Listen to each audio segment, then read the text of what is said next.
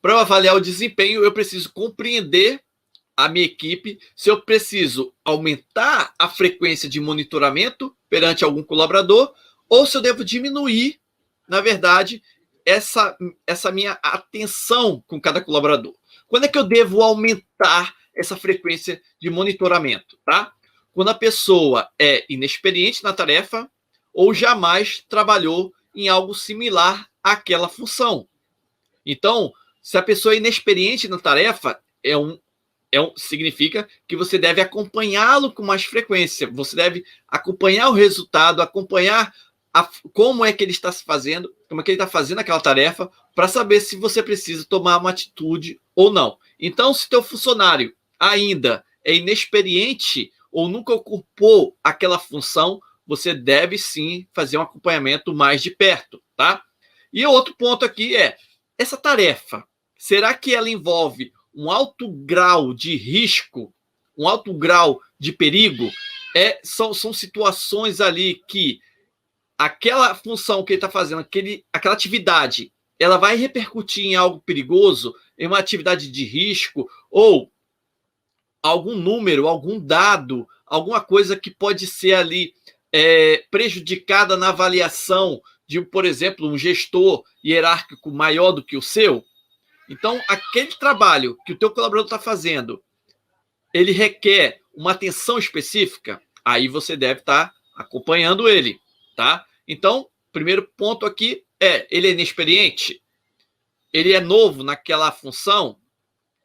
E o segundo ponto que eu quero levantar com você é se aquela atividade ali, ela tem um alto grau de risco, de perigo, ou é uma demanda que a alta cúpula da organização requer informações ali meio que sigilosas e você precisa entender o perigo que é se algo sair errado, tá?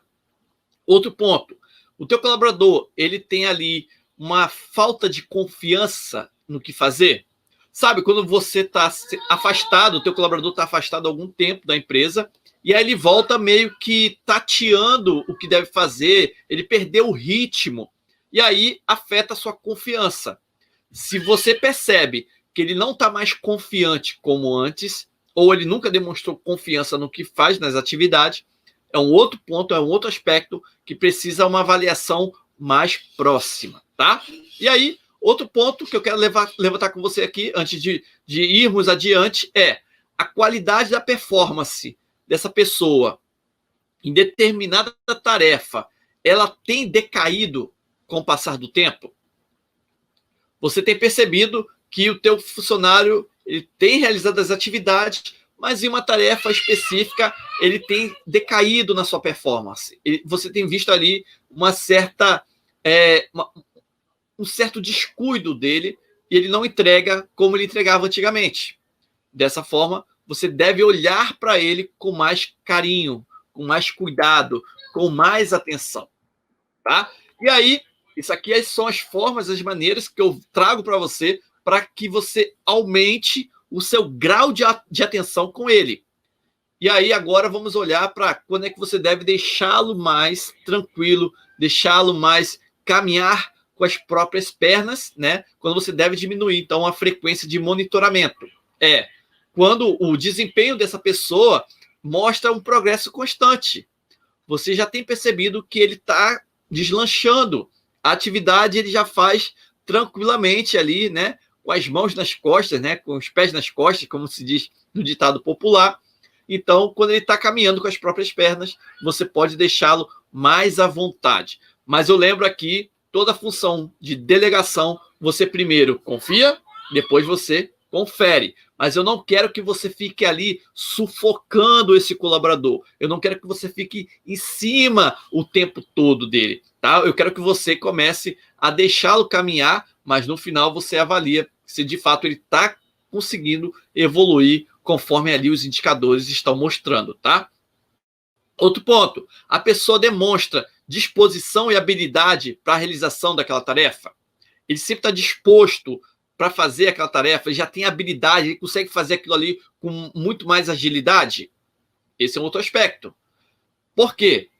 Você sabe, existem colaboradores, existem funcionários que parece que chegaram na empresa, mas eles gostariam de estar dormindo em casa ainda. Ele vai meio que se arrastando. Ele faz, mas faz sem motivação. Ele faz sem uma devida atenção, sem a interatividade necessária para que o trabalho ali saia conforme esperado.